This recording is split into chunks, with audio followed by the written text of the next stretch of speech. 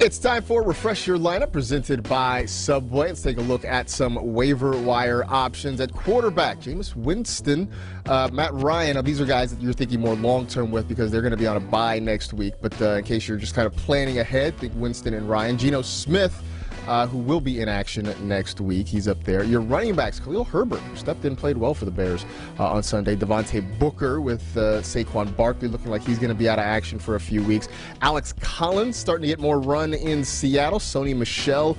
Gio Bernard still doing things with his fancy stash down there in Tampa. Ramondre Stevenson. Things are kind of muddled right now in that Patriots backfield, especially with Damian Harris leaving with an injury on Sunday.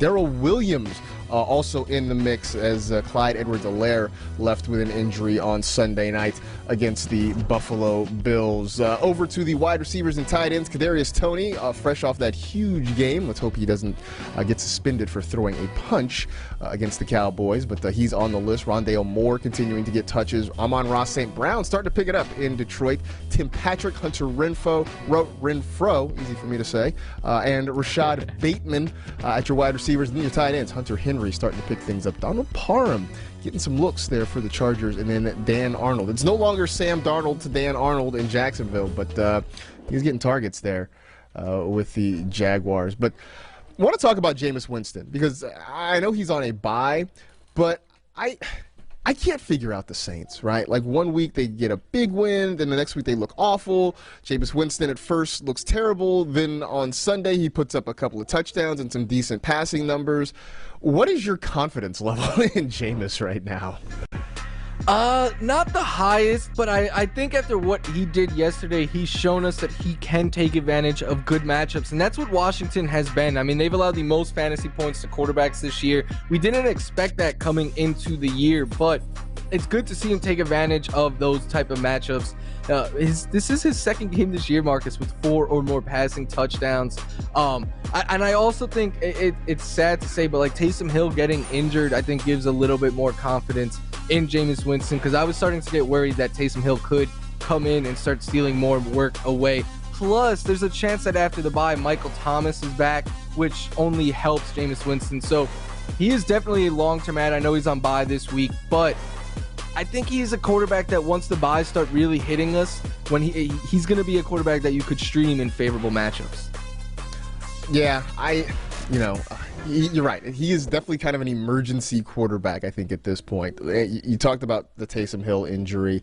I had Taysom as kind of a deep sleeper this week just because it felt like Sean Payton was sort of trending that direction, but I think now with him on the shelf, we are going to see a whole lot of Jameis. And maybe it just was sort of adjusting to things, right? Maybe we'll see more Marquez Callaway and Deontay Harris, or maybe it is just that the Washington defense is really bad, and that's a matchup that we can pick on and make things happen. Khalil Herbert also on the list, and now I will admit to sort of being wrong, because I sat here last week and sort of thumbs down on Khalil Herbert. A lot of people were sort of pegging him as a guy to keep an eye on. I didn't think it would happen, but he had a pretty nice day against the Las Vegas Raiders for the Bears getting a win on Sunday. So does this mean that, at least until David Montgomery gets back, is Khalil Herbert going to be a thing in this offense? Yeah, I think so. And what I wrote about him in the waiver article that is available now on NFL.com, I said you look at his fantasy points and you see 7.5, and you might not be that intrigued, but he played more snaps than Damian Williams. They were both around 50%, but Herbert just had a slight edge there. He also had 18 carries. I don't care, if he's not utilized in the passing game, because I'm normally a guy who wants running backs that can be involved in the passing game, and Damian Williams had all 3 of the running back targets, but 18 carries is still great. And now I think it is because the Bears were playing with a lead. That is not always going to be the case, but when you have a running back splitting snaps and seeing that many touches, I think you have to at least be somewhat interested to be putting in a waiver wire claim this week. He only had 1 touch too inside the 10-yard line.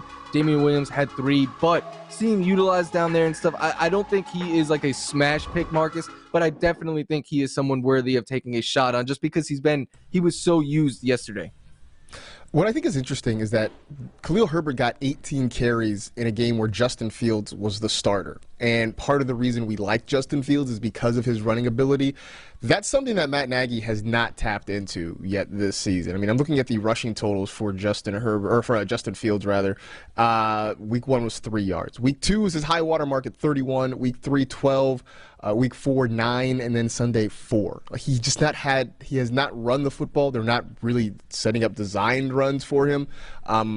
So as long as that continues, then Khalil Herbert really does have a future in this offense.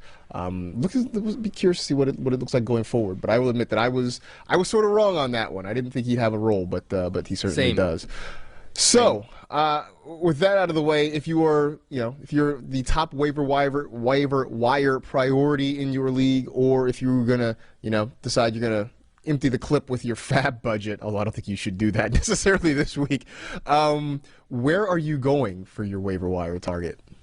I think the top, at least at the receiver position for sure, the top ad has to be Kadarius Toney. I mean, 13 targets yesterday, 10 catches, 189 yards. And like you said earlier, Marcus, he was ejected early because he threw a punch. He also headbutted a trainer. He had an interesting day yesterday. But in the last 2 weeks, the guy has 22 targets, and he's doing a good job of getting open. The Giants are doing a good job of drawing up plays that can help get him the ball in space. But what I like is coming into the year, I thought he was raw. I thought he was a raw route runner who would be electric with the ball after the catch. And you're seeing that here, that he is that type of running receiver. But he's also a better downfield weapon than I gave him credit for. Like, look at this catch right here. Like, this guy is a legit wide receiver. He was a first-round pick. I think the Giants, even as they start to get healthy, I don't think they're going to phase him out because they've invested so much into him and he's played so well that I think Toney is definitely someone that you should be looking to get right now in waiver wire. And I also want to mention quickly Darrell Williams. I think Darrell Williams is Toney's rival to be the top waiver wire target now with Clyde Edwards-Helaire suffering that injury late in that game yesterday. He's going to be the lead back now on one of the better offenses in football. That is a guy that I would be willing to kind of really empty the clip fab-wise to get on my roster. I will say that I kind of double down on the Toney thing just because of the way they're using him. And that was the thing Joe Judge said a couple of weeks ago, that they wanted to start getting him more involved. And I think we see that. They just want to get the ball in his hands, get him out in space, and sort of let him be athletic. And so even when some of these guys get healthy and come back, I think there's still going to be opportunity for Kadarius Toney in the passing game. And you were also right about Darrell Williams. I will say that in the very limited time that he was in there on Sunday night, he just kind of looked better than Clyde Edwards-Helaire. So I'm curious how this is going to work even going forward from that. But